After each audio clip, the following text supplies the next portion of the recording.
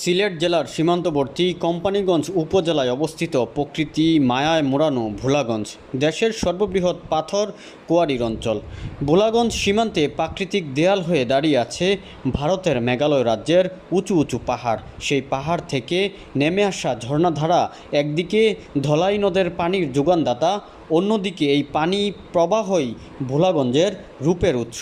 সবুজ পাহাড়, মেঘের হাতছানি আর বর্ষার পাহাড়ি ঢলের সাথে নেমে আসা সাদা পাথর ধলাই নদের বুকে মিলেমিশে ভোলাগঞ্জের সৌন্দর্যে বাড়িয়ে দিয়েছে বহুগুণ। সাদা পাথর এলাকাটি দেখতে অনেকটা বদ্বীপের মতো। ধলাই নদী বাংলাদেশ অংশে প্রবেশ করে দুই ভাগে বিভক্ত হয়ে চারপাশ ঘুরে আবার মিলিত হয়েছে।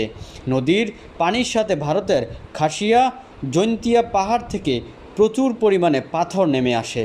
ভোলাগঞ্জ যাবার সবচেয়ে ভালো সময় হচ্ছে বর্ষাকাল ও তার পরবর্তী কিছু মাস, অর্থাৎ জুন থেকে ডিসেম্বর মাসের যে কোনো সময় ঘুরে আসতে পারেন ভোলাগঞ্জ থেকে।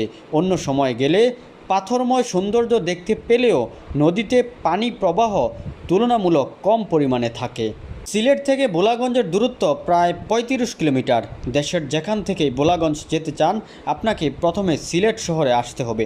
সিলেট থেকে বাস, সিএনজি, লেগুনা বা প্রাইভেট কারে করে যাওয়া যায় ভোলাগঞ্জ।